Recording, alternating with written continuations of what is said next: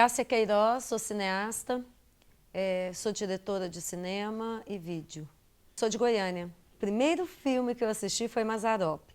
Eu devia ter uns 7 anos de idade e estava passando aqui em Goiânia, eu não me recordo onde, porque fui levado com um grupo de primos e babás e empregadas. Aquele grupo era uma matinê, assisti Mazzaropi, era o filme... Acho que é No Céu, eu não lembro agora o nome dele, me fugiu agora. Mas o Mazzaropi morre, né, o personagem morre, e ele vai para o céu, e chega lá, acha o céu muito sem graça, e ele conversa com São Pedro, fala, não, esses anjinhos tocando harpas, tocando flautinha, eu não vou ficar aqui não, eu quero ir para o inferno, lá deve ser mais animado. E aí ele vai para o inferno, e lá ele... ver aquelas mulheres lindas, maravilhosas, e no final todo mundo era jogado num caldeirão né, de muito fogo lá, enfim. E ele não achou graça naquilo, então é uma confusão que ele faz e acaba que ele nasce de novo. Então aquilo foi muito impressionante para mim, uma criança de 7 anos, de repente o final do filme é um berço e o Mazzaropi lá no berço de bebê, e eu assim, que isso? Como é que isso é capaz? Então isso teve um impacto na minha vida muito grande. Mas também você não vai bancar o miserável, né? A gente vai gastar um pouco para aproveitar a vida. Agora nós tem que fazer que não ganhamos nada, senão nós perdemos. E para reganhar é difícil. Então, começou com o PX Silveira. Nós éramos muito amigos, tinha um grupo de amigos, a gente estava sempre juntos. E eu tinha 16 anos, eu entrei na faculdade, conheci o Léo do Carmo, poeta, e ele muito amigo do PX, me apresentou e a gente ficou muito amigos. E o PX fazia cinema, fazia documentários. E um dia o diretor de produção do documentário que ele estava fazendo, se não me engano era do DJ, era do DJ. E aí... ele faltou. Não, eu comecei no Daísa Costa. Foi no Daísa, e aí ele faltou e estava dando muito trabalho na produção. E o PX falou, Cássia, você quer ser diretora de produção? Me ajuda, porque a pessoa tá me dando problemas. E eu, mas o que uma diretora de produção faz? Ele falou, olha, só não me traga problemas, só soluções. Aí eu me lembro muito bem de dizer para ele, só isso, PX? Ele falou, só isso. Falei, então ótimo, eu sei fazer, para trazer soluções. E aí a gente começou a trabalhar juntos, fiz a produção de alguns filmes dele, alguns documentários, e fui mordida mesmo pela música do cinema. E depois que você entra e faz o cinema, entra num set de filmagens, é diferente, assim, você não quer sair daquela energia mais. Olha, o PX, ele falava sempre assim, Cassinha, esse é cinema guerrilha. Nós estamos fazendo um cinema guerrilha. Então, assim, ele me passava a grana, parte da produção, né? Não toda a grana, óbvio, mas assim, Cassinha, a gente só tem isso aqui para gastar, pelo amor de Deus, assim. Então, eu era a mesquinha da história. E tem até uma história do Eudaldo que eu esquecia, né, por exemplo, de comprar lanches, porque eu não sentia fome. Eu trabalhava, aquilo me consumia, eu nem lembrava de comida. A Ana Márcia, que na época era namorada do PX, que falava, Cassinha, nós temos que levar comida para os meninos, para o pessoal que trabalha. Aí a gente fazia as coisas, mas eu era meio durona, né? Como toda diretora de produção, não pode ser diferente. Então eu chegava, tinha horário assim, cronometrado, o lanche e tal. Depois que acabava o lanche, eu falava, acabou, todo mundo, e já ia fechando e recolhendo as coisas, fechando os refrigerantes, recolhendo, eu dava, poxa vida, que mesquiaria, que muquirana. Mas era assim, a gente precisava de fazer com tempo ágil, porque era 35, geralmente o PX estava pagando assistentes ou trazendo assistentes de fora, tinha um tempo de moviola, né, para depois fazer o corte, e também o dinheiro muito escasso, a verba era muito escassa. Para te ser sincera, Ângelo, o PX fazia milagre com aquela pequena verba que não é nem de longe o que a gente hoje tem em fundo de culturas, em leis de incentivos, ou seja pelo BNDES. pela Lei Rouanet, não é nem, olha, não é nem um décimo, nem 10% do que vocês hoje, né, do que nós hoje podemos captar pelas leis. Então, a gente fazia milagres mesmo, e era muito a produção da amizade, era do empréstimo. Então, eu lembro de um gramofone que a gente pediu emprestado numa casa, assim, a pessoa com extremo ciúme. Então, eu ali tratei aquele gramofone igual um bebê, né? Era para levar lá, filmar e trazer de volta. Então, assim, nada alugado, muita coisa emprestada, muita brodagem, muita... Então, eu sou uma produtora que vem muito da brodagem, muito daquela parceria, do pega aqui, ajuda ali. Então, às vezes, tinha os amigos do PX, abriam a casa, fazia... Então, era meio milagre mesmo que o PX fazia, o milagre da multiplicação da verba, né, para fazer o filme dele. Que, por exemplo, o PX fazia exibições no palácio, né, aqui na praça, né, cívica, ali no palácio do governador, a casa do governador, na época do Íris, um dos governadores, né, que... então, a gente apresentava para convidados, nem tinha esse cinema capaz aqui em Goiânia, mas ele fez sessões assim de avant-première, que ele fez com os filmes, mas não tinha, né, não tinha aqueles festivais. Ele mandou para fora, ele divulgou o filme dele, mas era muito escasso. Ainda imagina, naquela época, Ângelo, já era um gargalo, né, da nossa distribuição nos nossos filmes. Imagina, quer dizer, hoje já esse gargalo, imagina naquela época. Muito complicado, né, muito difícil isso. Então, nós fizemos um filme do Cirão Franco, que era aquelas... que o mapa do Brasil, né, que ele fez com umas esculturas, e nós fizemos esse filme. Esse filme, por exemplo, não foi montado, né? Ele só está o copião do filme. É um filme belíssimo que o PX fez. Eu lembro que o falecido Shell Júnior que fez a arte, né? Porque a gente fez uma maquete pequenininha para passar a câmera mais perto. Ele tem um longa, um média, Pedro Fundamental, que é sobre a história do Pedro Ludovico, e nós fomos a Goiás, filmamos lá, e a cidade inteira parou para nos ver, porque... Imagina, as pessoas da década de 80, quem é que via aquilo, né? Uma equipe de cinema com 35 milímetros, a grande produção, a cidade inteira se movimentando para nos ajudar, emprestando ferros, as fardas vieram da Globo, as fardas dos soldados de época, né? Que era anos 30. Então, foi uma produção de época, foi maravilhoso fazer essa produção. Aí conheci o Yuri Vieira, escritor, roteirista, e a gente começou a namorar, ele também querendo fazer um filme, eu também querendo fazer um filme, e no primeiro ano, né, que comemorou o Dia dos Namorados, eu ganhei um roteiro de presente, que é o Espelho. Entramos na lei, isso demorou a captar, enfim, toda aquela burocracia de captação e etc. e tal. Enfim, captamos, fizemos o filme em 2007, em Pirinópolis, e um filme que ganhou um prêmio no Festcine. Isso foi gratificante para a gente. Depois de lá, eu fiz mais 2 curtas-metragens, um documentário, que é o Osorinho, e o Último por um Fio, que é um roteiro do Di Moretti, que ele me deu esse roteiro, né, para fazer.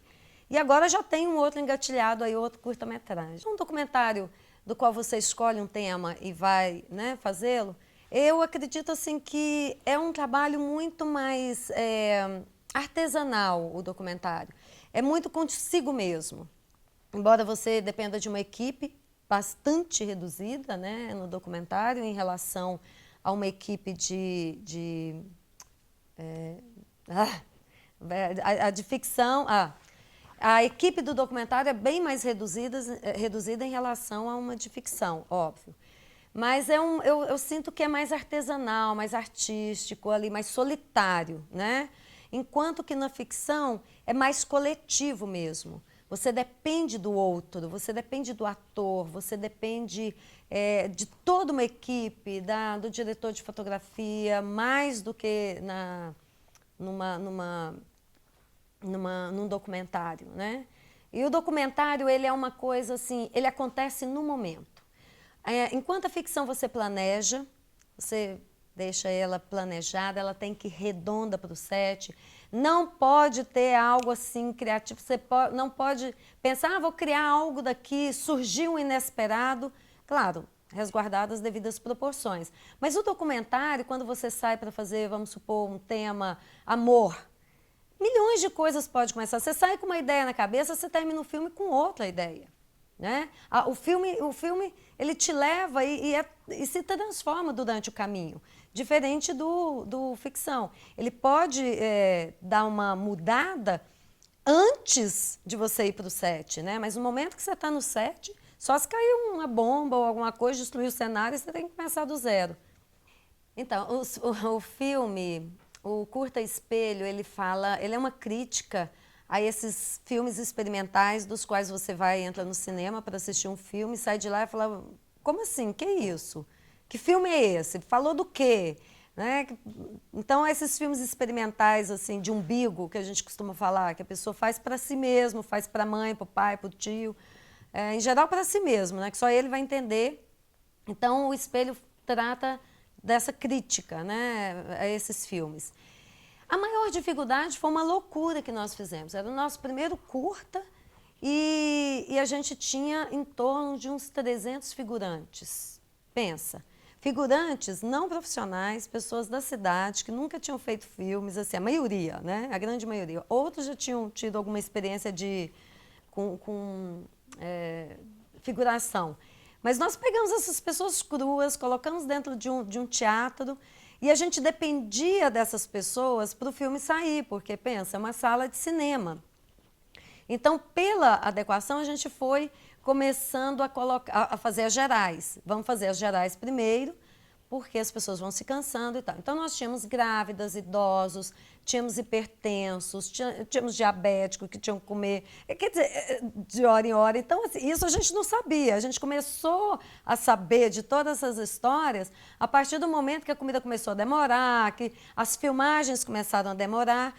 E um trabalho de figurante é diferente de um diretor, né? O figurante logo enche o saco de ficar ali 3, 4, 5, 7 horas dentro de um set de filmagem.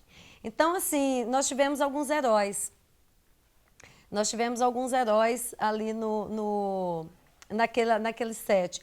Porque as pessoas foram saindo, os figurantes, os mais velhos, as grávidas, quem estava passando mal. Inclusive, teve uma grávida que começou a passar mal. Ela quase teve bebê. E a gente nem sabia que ela estava prestes a ter um bebê. E, de repente, ela começa a passar mal. E a gente, poxa vida, o bebê vai nascer aqui. Então, assim, foi uma série de circunstâncias. O filme foi muito divertido. Hoje, né, depois que passa tudo, a gente começa a rir das situações, porque é muito, muito inusitado.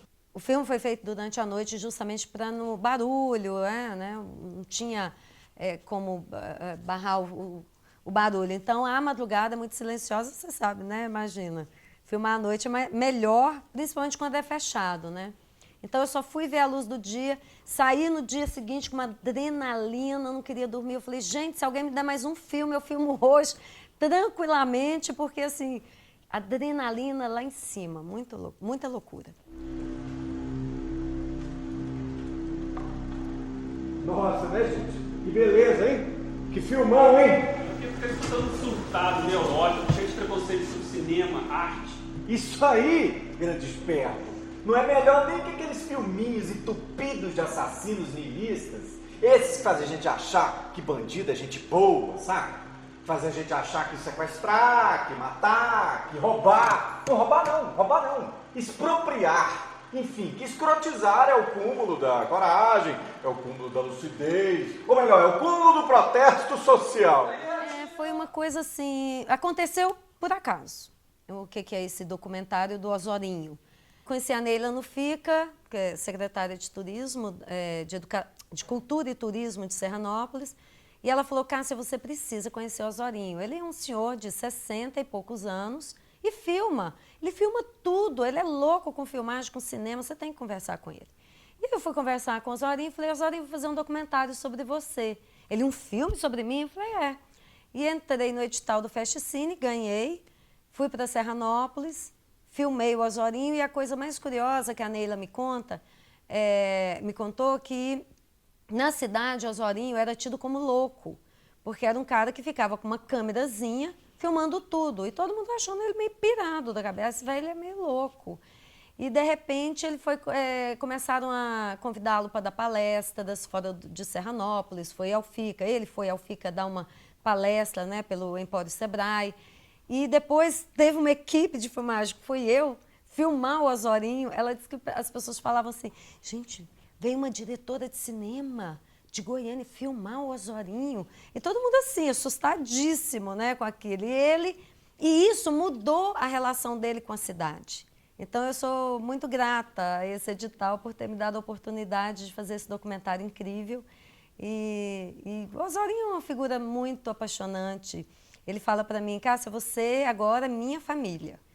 Você não tem como, você passou a ser parte da minha família. Ele me liga, eu ligo para ele. Então, foi um trabalho muito incrível de fazer, foi maravilhoso. Fui convidada para fazer o lançamento lá em Serranópolis. Passei todo o filme, passei toda a parte que não editei, passei também das entrevistas. E foi muito engraçado, as pessoas riram muito, porque se viram, né, no cinema, se viram na tela. Quem tiver oportunidade, vá a Serranópolis, no Armazém, que tem esse cinema, um cine-teatro, que acontece todos os eventos. As poltronas são de cinema de 1900, antigamente, nem sei, acho que 1970. As cadeiras de madeira, que a Neila, a secretária de lá, fez a reforma, fez a restauração.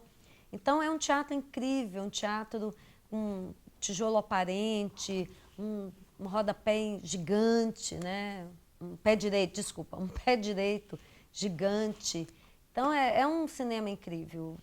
Foi um fato interessante, porque eu fiquei com o Osório uma semana.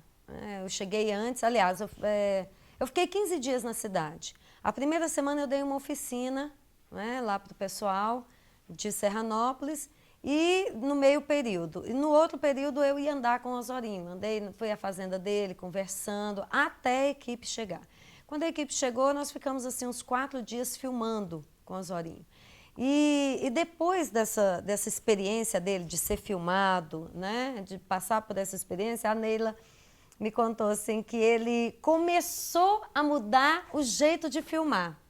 Então, ele agora começava a dirigir as pessoas, porque eu ia falar com ele, falava assim, Osório, não, agora não, só um minutinho, espera, olha lá a luz e tal. Osório, eu quero que você vire um pouquinho. Agora, ótimo. Osório, eu quero que você repete aquela história que você falou. Então, antes, segundo a Neila, ele só ligava a câmerazinha dele e deixava rolar. Aí, agora, depois dessa experiência dele, ele começou a dirigir as pessoas. Então, isso foi uma mudança de olhar dele para essa filmagem, né? Ao ver o que eu fazia, como eu fazia, ele incorporou isso também no trabalho dele. Isso foi fascinante. Agora, a relação dele com a cidade foi incrível, a transformação, respeitável. Eles começaram a respeitá-lo, olhar para o Osório de forma diferente. Aquele senhor já de, né, quase 70 anos e fazendo um trabalho incrível e sendo reconhecido por pessoas que não eram da cidade. Então, isso transformou o olhar da cidade para o Osório. Se eu for filmar, por exemplo, a fazenda, eu vou passar do menino da porteira, baseado naquilo que eu estou filmando, eu vou passar na música, né?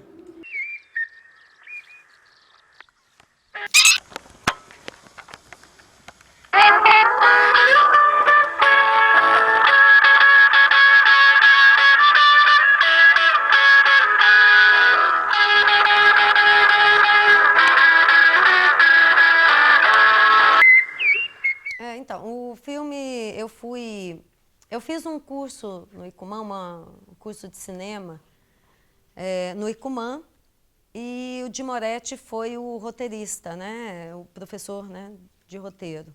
E aí a gente fez o curso e tinham 3 curtas-metragens que ele levou como exemplo de como se escrevia curtas e tal. Um deles foi filmado, que é o Sexodrama, né? Foi uma produção final de todos os alunos. E aí eu fiquei muito interessada por um fio que eu achei interessante. Foi o filme que eu briguei, né, para a gente sorteou ali quais os filmes, quem queria votando, né, nos filmes, nesses 3 curtas. E o Por um Fio foi a minha votação e perdeu. E posteriormente eu perguntei para o Di se ele me emprestava, se ele me dava o roteiro, né, se ele cedia para mim, porque eu gostaria de filmar. Ele falou, olha, eu vou entrar na lei, quanto que você quer receber pelo roteiro, porque a lei de incentivo dá muito pouco. Ele falou, eu estou te dando, não quero nada, só quero ver o filme depois. E aí, custei também, entrei na lei, foi até ficar pronto, a gente foi fazer esse filme, realizar esse Por um Fio, e não encontrava, porque o filme se passa numa sala de telemarketing. Então, não encontrava sala de telemarketing. Todas as salas de telemarketing de Goiânia, ou próximas a Goiânia, eu visitei, inclusive salas boas, que permitia certinho, o filme encaixava perfeitamente ali o roteiro dentro daquela telemarketing, mas não acontecia. Na última hora a pessoa ligava, desmarcava, acontecia alguma coisa, enfim. Não, na última hora, já assim, vencendo os prazos, eu desesperada, como que isso poderia acontecer, onde eu iria filmar, como assim? E eu lembro que eu fui assim, toda a equipe já montada, só esperando a data, esperando o local. E eu lembro que eu fui para a cama aquela noite e chorei. Eu falei, poxa vida. E aí eu dei um rompante, falei, filme, o que você quer? Afinal de contas, é num telemarketing que passa, mas tá tudo errado. O que você quer, filme? Eu conversei com o filme, né, com essa energia que é o filme. E dormi chorando ali, né, partiu o coração, pô, eu com a grana, com a equipe, e o filme não rolava, não tinha o local. Aí eu lembro de dormir chorando. E no meio da madrugada eu acordo com uma coisa, animação. Eu, hã? Animação? Como assim? Fazer o filme em animação? Aí mal esperei amanhecer, 7 horas da manhã eu já liguei para o Kiss, né, do pessoal da Mandra. Kiss, pelo amor de Deus, é animação, cara, animação, porque ele fazia parte da equipe. Ele, Cássia, vem para cá. 9 horas eu estou chegando no meu trabalho, a gente conversa. Quando eu cheguei lá, ele já tinha conversado com toda a equipe e falou, não, nós vamos fazer, não em animação, nós vamos fazer em... Falou, a gente vai usar a mesma técnica da Disney, né? A gente vai filmar a atriz, a atriz vai atuar, a gente vai filmar no chroma key, e eu fiquei assim, muito feliz, porque ele comprou a ideia. A gente, então vamos procurar um lugar que tenha chroma key, né? Pra gente fazer o filme. E aí a gente foi, encontramos o local, a atriz não pôde... Aí tá, eu fui fazer os testes para a gente saber se fazia em chroma key ou se fazia numa textura, numa parede, alguma coisa assim. E aí quando eu fui, né, atuando ali só para fazer o teste, e eu atrás de atriz, porque nenhuma dava certo, não era do jeito que eu queria, e também no lugar, quer dizer, várias coisas interrompendo a história. Quando o Cris me viu atuando, ele falou, Cássia, por que você não faz a personagem? Eu, como assim? Cássia, você está super bem, faz você, já que não está achando a atriz. Quer dizer, tinha muitas atrizes, mas elas não estavam exatamente como eu queria. Ia demorar muito para elas chegarem onde eu queria, né? Como eu queria que elas interpretassem. Então, eu assumi, despedi-me de todas elas, e aí fui para o set de filmagem, dirigir e atuar ao mesmo tempo. O que mais você faz na vida além de ficar espionando as pessoas, hein? Essa é minha menina, tá aí, tô gostando. Você tá reagindo, eu gosto disso. Chega de brincadeira. E, na verdade, eu venho do teatro. Eu fiz teatro com Maurício de Castro durante muito tempo. E depois, a história do cinema, eu via os atores, né, interpretando e achava muito ruim. Eu via o cinema e falava, gente, mas que atuação ruim isso, né? Tá muito teatral, tá muito teatral. E eu fui buscando na verdade, uma pesquisa comigo mesma, né? Como seria um ator? Porque a minha preocupação era, como diretora, como eu poderia fazer com que um ator, uma atriz atuasse bem e que tirasse os vícios do teatro. Porque você está no teatro, é uma linguagem. Para você atuar diante das câmeras, é outra linguagem. Isso foi um estudo. E aí eu fui fazer o curso do Icumã também, né, que é o sexodrama. eu iria fazer a Lili. E de última hora acabou que eu desisti, não quis fazer a Lili, quis ficar na parte de fotografia. Mas o Guilherme, que é o diretor do Escadaria, ele quebrou a perna e ele deitado, teve que fazer repouso. E ele pensou muito naquela história, porque ele me viu atuando, né, fazendo os testes para a Lili, e eu me saí muito bem nos testes para a Lili. E ele ficou com aquilo na cabeça e criou. Ele, segundo ele lá deitado pensou assim no filme e pensou em mim para atuar. Né? A história veio e a primeira pessoa que ele pensou para atuar, uma das meninas, fui eu. A segunda foi a Liz. E aí nós ensaiamos e foi um trabalho incrível, foi fantástico fazer o Escadaria. Um filme extremamente tenso e como a gente estava saindo de um curso de cinema juntos, a gente colocou todo o aprendizado ali, desde a preparação de atores, todos os elementos perfeitinho, né? Tudo certinho, com a equipe divididinha, tudo bonitinho no Escadaria. Foi muito bacana esse trabalho. Trabalhar com o Guilherme, eu encontro com ele e falo, Guilherme, eu tenho saudade, vontade de você fazer o Escadaria 2 para a gente fazer um filme junto. É um barato trabalhar com ele. Olha, os cineastas goianos são guerreiros. Eles têm, nós, né, cineastas goianos, temos uma vontade muito grande de fazer cinema. E Goiás não para. E tem sim, tem pessoas que têm a sua marca. Você mesmo, Ângelo, é um diretor que tem uma marca, né? Um filme seu a gente reconhece, ele tem a marca, fala, isso é Ângelo Lima. Isso é bacana, porque seus filmes têm personalidade. Então, há sim diretores que aparecem aqui, né? Um aqui, outro ali, que você vê que tem vida longa, vai ter vida longa. Há uns 10 anos atrás eu falava para o Yuri, Yuri, quem vai ficar? Porque era um mar de cineastas, era um mar de diretores, né? De diretores, produtores, diretores de fotografia, mas basicamente todo mundo queria ser diretor, todo mundo quer dirigir seu filme. E eu ficava falando com ele, a gente saía e olhava, né, essa gama de diretores, geralmente nos festivais, quem vai estar daqui 10 anos? Quem vai ser, né, resistente? Quem vai conseguir ficar? E a gente vê que muitos desaparecem, muitos vão para a parte burocrática, entra no governo, né, fica ali naquela coisa, vai para conselhos, né, de cultura. Outros pegam cargos políticos ligados à cultura, enfim. Mas filme mesmo, muitos poucos vão ficando, né, pela estrada e só mesmo quem faz cinema é que vai despontando e mantendo uma vida aí de produção. Eu gosto muito da direção, eu gosto. Eu tenho aquela coisa de, primeiro, um trabalho de equipe, né? Mas eu gosto dessa coisa de pensar o filme. Muitos acham que o cinema, ser diretor é só ligar a câmera e estar ali mandando e fazendo tal. O trabalho de diretor é um trabalho de criatividade. Você pensa, o filme todo acontece antes do set. O filme de ficção. Não o documentário, que ele é algo que, né, ele é orgânico, ele vai acontecendo durante também. Mas o ficção é muito antes. Você escolhe a cor do filme, escolhe o cheiro do filme, a cara do filme e tudo isso. Então, eu preciso ter esse tempo. Eu falo que as leis de cultura são muito curtas, o tempo é muito curto para você pensar o filme.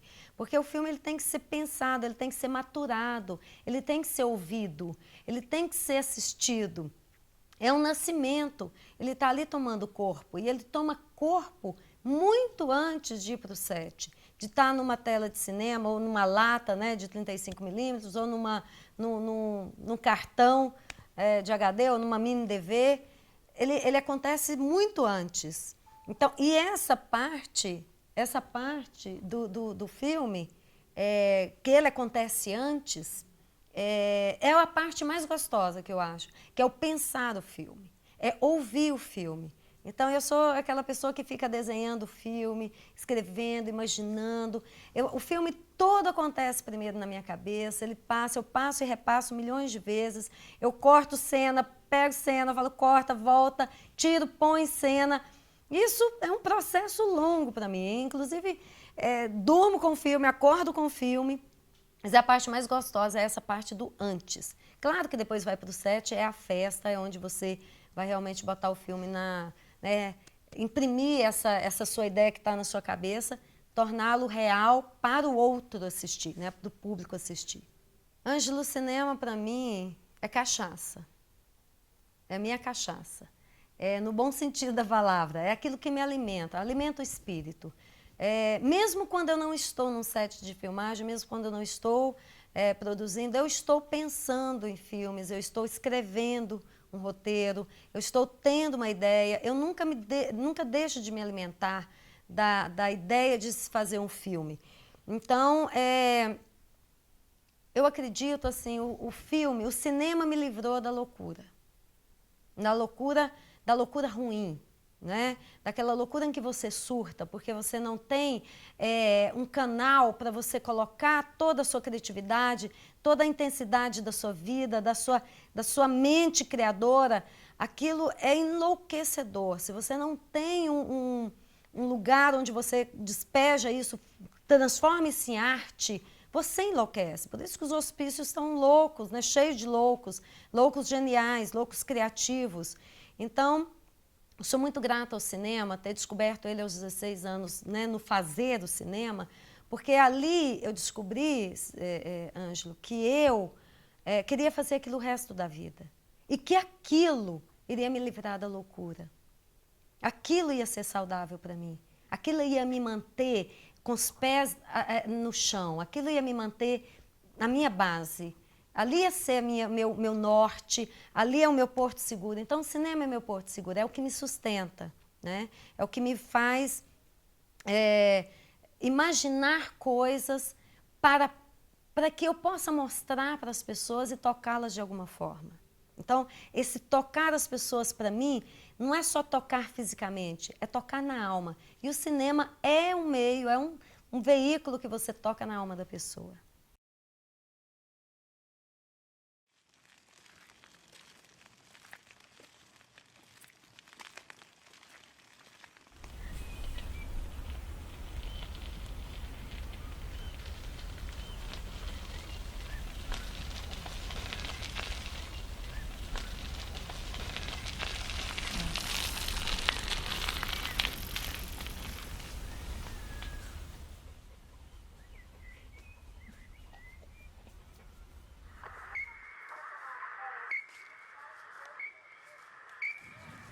Ô Dalvino, esse pau me parece que só tem esse aqui, né?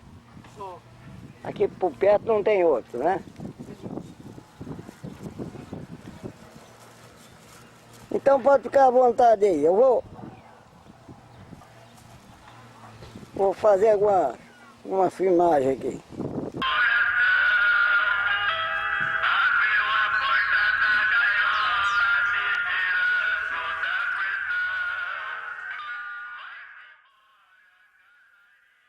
A gente morava na fazenda, o cinema foi estranho para nós.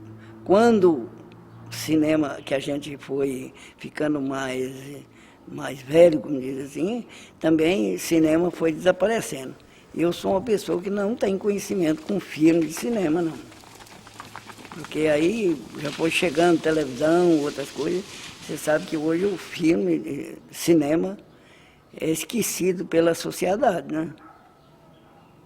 É poucas pessoas que tiram tempo para ir assistir filme. Eu vi alguma filmagem de pessoas que filmou, me contou, nem conhecia a cama. E aí eu fui procurando, descobri um rapaz que tinha uma, bem simples, tomei emprestado dele. Aí ela deu defeito, eu fiquei por uns tempos procurando para ver se eu conseguia comprar. Comecei justamente sem poder comprar, tomando emprestado. E aí eu firmava e balançava muito, eu pelejava para ver se conseguia, parar não parava, porque a máquina maneira. Aquilo balançava, mas eu achei que já estava bom demais, já tinha saído na imagem, né? Estava bom demais. Porque você sabe que a gente, a mão assim, balança demais, né? E mais que eu sou de uma família que eu sou um dos dedos, tremo muito, né? Já estava quase que eu ia firmar uma pessoa, saía dois, né? Que balançava tanto. Mas eu fui tentando ver se melhorava, né? Eu pensava que já estava bom. Eu mesmo achava que já estava bom. Mas aí as outras pessoas que falavam para mim, você está tremendo muito. Está ruim desse jeito, você está tremendo.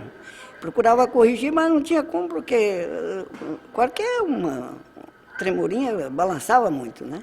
Mas aí eu fui procurando, e até hoje está assim, muitas vezes dá defeito mesmo, não tem como, né? Não é prefeito, que a gente não tem os apreparos, né? Que o tripé, por exemplo, para colocar a máquina, né? Para ficar... Então não tem como. Treme mesmo, não tem jeito. Né? Mesmo eu não tenho, nunca tive curso nenhum, né? E a gente... Mas eu tenho achado que já... Para mim eu acho que está bom, né? E às vezes as pessoas me encomendam o DVD, né?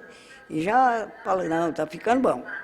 E eu estou ficando entusiasmado de saber que quem vai divulgar é o povo, não é eu, né? Porque sempre é um casamento, assim, né?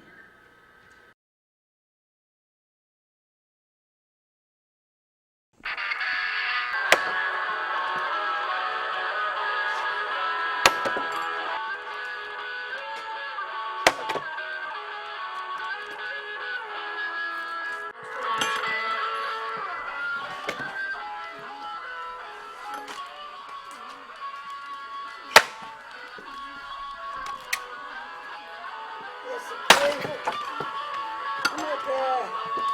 Aí tá pronto já ou tem que ele textura? Como é que é o negócio? Tem uma história que tem que ele ser curado? Não, esse aqui eu vendo ele fresco. Mas para curar, a gente põe na tábua e fica cuidando dele muitos dias. Até que ele vai ficar durinho, pronto para ralar. Ele... Quantos dias leva para ele ficar pronto? Para ficar curado? Ficar o queijo no sistema de fazer o doce, como é que é? Ah, uns 10 dias. 10 dias. Tem também o requeijão, né? Tem. O requeijão depende da lenha, que é para cozinhar a massa.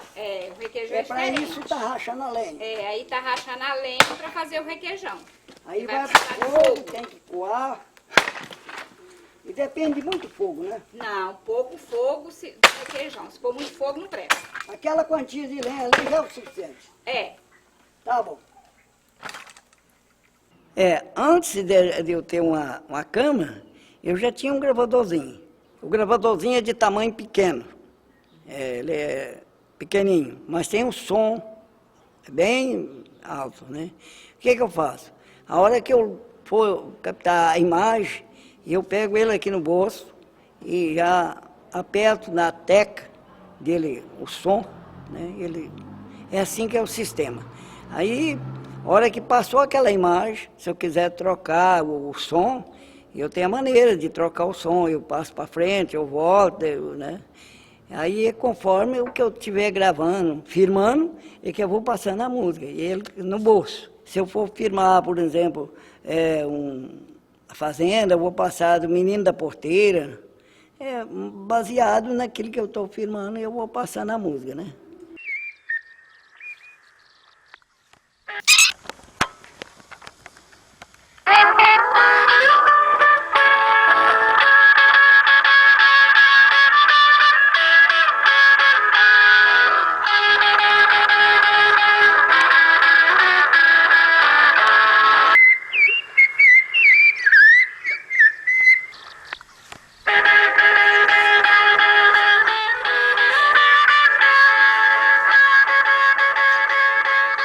Tem hora que até a música sai, dá de atrapalhar, muito alta, né? Capita muito, fica muito barulhento, né?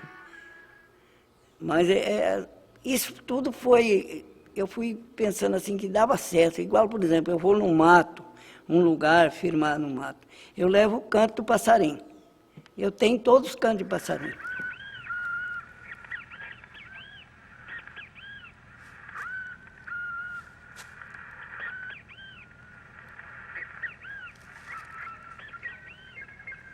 Porque Deus para mim é a natureza.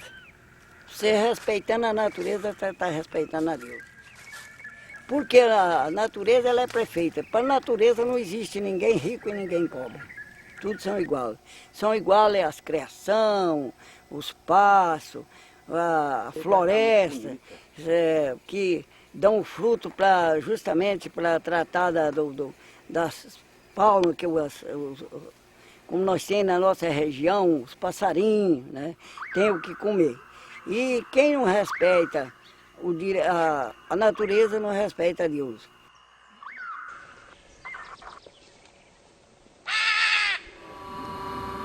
Maria, o seu nome completo é Maria de quê?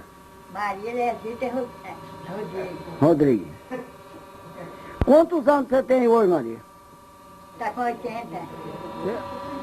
Como é que é o nome dos seus filhos, Maria? Meu filho? É o nome deles.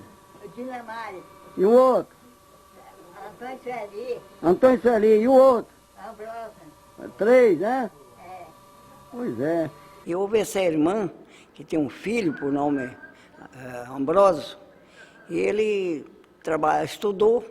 Lá um certo tempo ele achou que aqui não tinha mais serviço, né, para ele, que o grau de estudo dele, e ele trabalhava na roça. Ele resolveu sair à procura de emprego, né? E naquela procura de emprego ele deixou a mãe, nós, todo mundo incomodado, porque ele não deu mais endereço. Quando fez 29 anos, ele deu o primeiro endereço dele. Eu fui e gravei um DVD, a mãe dele já bastante velhinha, né? E pus no correio. Quando ele recebeu o DVD, que ele viu a mãe naquela situação, a família toda, né? A escola onde ele estudou, andei todos os amigos, e aí ele apavorou. Não me lembro quantos dias mais ele veio, né? Chegando aqui, ela já bem decadente mesmo. Aí ele viu ela daquele jeito, voltou, foi buscar a esposa, uma filhinha, que é a neta dela, né? Para ela conhecer. Veio e conheceu, ficou por aí uns 15 dias e voltou, foi embora, né? Não me lembro mais quantos meses, mas ela veio falecer. É aquela senhora lá que já faleceu, já está com um ano e pouco que ela faleceu, né? Mas foi uma coisa muito importante. O povo de Serranópolis, tudo aplaudiu a vinda dele, né?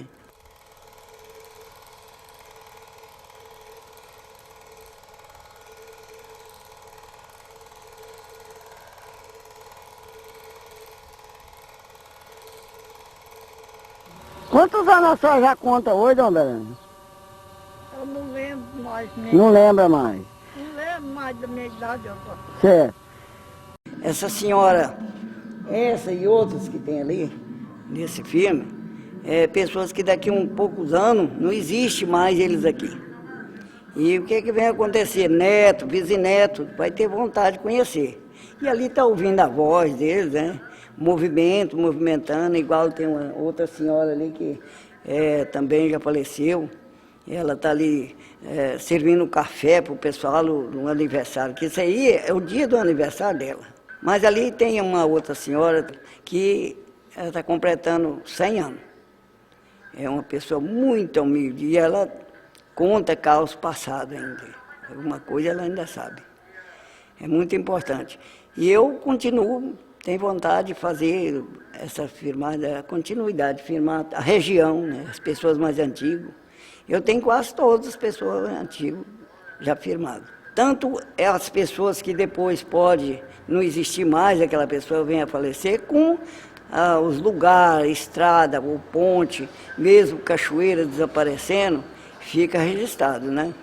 Tem lugar aí que não existe mais, e às vezes já acabou. O pessoal vão arando as terras, vão devasando tudo, acabando com tudo, né? E aí, eu tenho ali a Ponte de Pedra. A Ponte de Pedra é uma coisa que já não é mais aquilo que era 30 anos atrás. Então precisa que vai registrando para o povo conhecer o que era aqueles lugares, né? Eu acho que essas coisas deveria não só eu, mas ter alguém mais para fazer.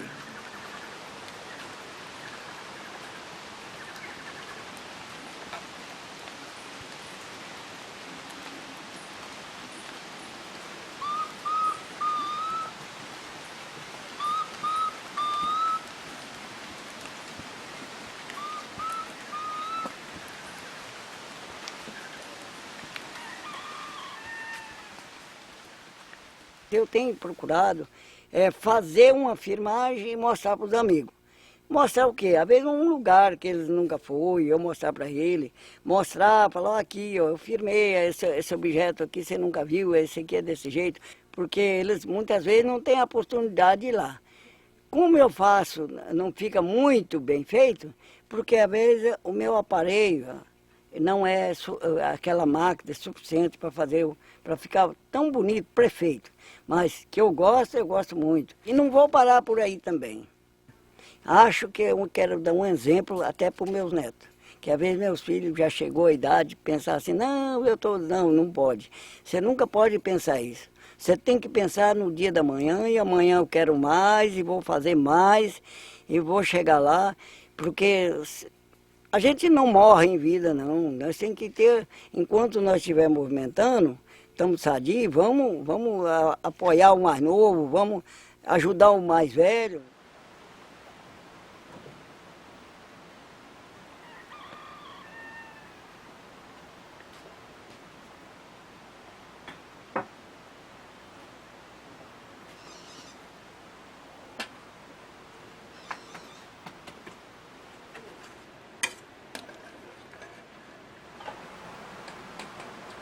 Mas toda a vida eu gostei de saber das coisas mais que os outros. Quando os outros colegas queriam me contar uma coisa, eu queria saber mais que ele. Eu já sabia 2, 3 coisas mais que ele. Quando eu tinha 12 anos, eu aprendi a tocar sanfona, chamado sanfoninha pé de bode. Aí eu fui para uma festa, como lá não tinha ninguém que tocava, eu fui tocador daquela festa. Mas eu fui muito aplaudido. Como a criança gosta de ser aplaudida demais da conta, eu fiquei muito entusiasmado. Quando eu chegava em casa, contava para os amigos que eu toquei lá na festa, né? E aí eles nem acreditavam. Na segunda festa eu mostrei que eu sabia tocar. E eu sinto bem ser aplaudido. Toda a vida eu acho que se a pessoa valorizar eu estou sentindo muito bem.